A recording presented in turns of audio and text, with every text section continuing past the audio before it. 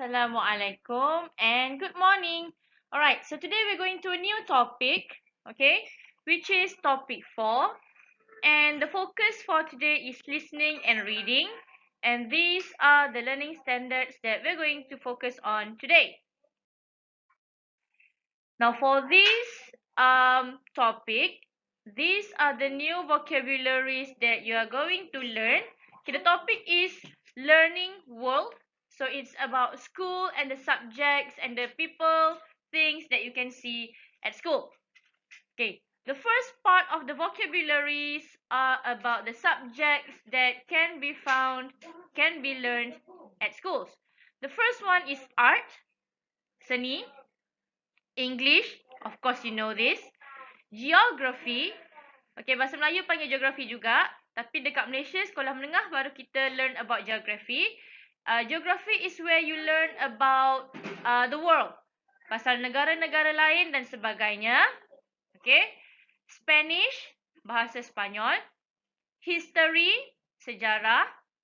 PE, which is physical education. Or in BM, we call it pendidikan jasmani, PJ. Science, PSHE, which is personal, social, health, economic, education. Okay, mungkin dekat Malaysia kita panggil pengajian am rasanya. Dan kamu memang tak belajar ni dekat Malaysia, tak ada untuk sekolah rendah. We have ICT, this is where you learn about computers. And the final one is math, which is the short form for mathematics. Okay, so these are the new part 1 new vocabularies for today. Let's go to part 2. So these are about the subjects. These are about the things that are related to school. The first one is exam, short for examination. Korang tahulah exam, periksa. Next is homework. I think you know that. Genius, meaning very, very clever, sangat pandai. Textbook, tada. Okay. Notebook, buku tulis, buku nota. Class and teachers, ni tak tahu memang teacher korang. Okay. So these are the 2 sets of new vocabularies that you are learning for this topic today. Okay. Nak belajar yang tu je. Straight away we go to your task. Today you have a lot of tasks but all are easy peasy ones. Okay, the first task is in your quizzes. Okay. In this task, you have to listen to an audio and choose the correct answer. Okay, so ada audio nanti, so you just listen. Apa dia cakap, you just choose the correct answer. Okay, there are 10 questions for this. Okay, dengar je. Dengar and then pilih 10 questions. Easy peasy. Tak payah tulis pun. Klik-klik je. Task 2. This will be in word wall. Okay, fill in the blanks correctly. The questions gonna look like this. All you have to do is drag the answers and put them in the boxes. Okay, my favorite subject is apa because I'm very interested in computer. So, kalau computer, apa dia yang ada kaitan dengan computer?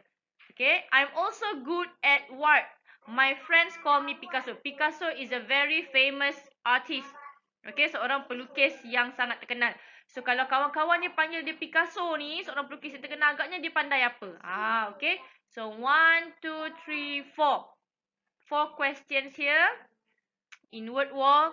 If you understand the meaning of all these subjects, then it should be easy for you. Okay. So, that is task 2. Task 3 is also in word wall. Tapi from subject, kita dah tukar kepada objects that are, nouns that are related to school. So, you fill in the blanks. You write information in this at home and class. Okay, salah hijau pula. Timmy dah betulkan. Okay. Dekat kelas, kita tulis dalam apa? So, drag. Match lah jawapan dia. Number 2. The time when you learn something at school with the teacher. Okay, dekat mana? Kita panggil apa? The person help you to learn new things. Belajar benda baru. Siapa yang tolong? Okay, so just drag your answers inside here. Okay, so that is your third task that is online. Last one, task 4. Workbook page 36, activity 1, 2 and 3.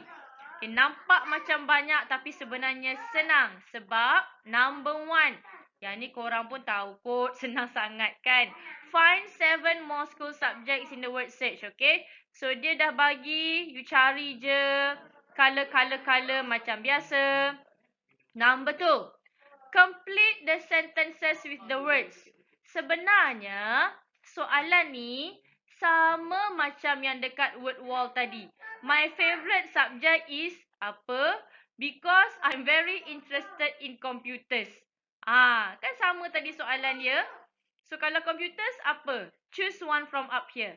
I'm also good at what? My friends call me Picasso. Kan sama tadi. So, sebiji-sebiji memang madam pun salin je daripada buku ni for your word wall. So, kalau kamu settle buat word wall tadi, boleh jawab yang ni. Salin je balik. And the last one, ni pun sama juga. Just like in your word wall. Tengok contoh. You learn about your school subject from this special book. This person help you to learn new things. Kan ada tadi? Susunan je lain. So, sama juga.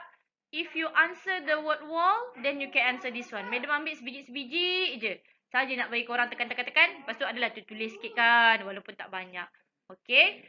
So, workbook page 36, activity 1, 2, 3. Activity 1 color-color je. 2 dengan 3 sebenarnya dah jawab dekat word wall tadi. Cuma tadi tekan-tekan. Now you have to write. That's it. Easy peasy. Done with that. If you have any questions, you can PM me. Okay. For your work, you don't have to PM me all of it. Just activity 1. Yang color-color tu.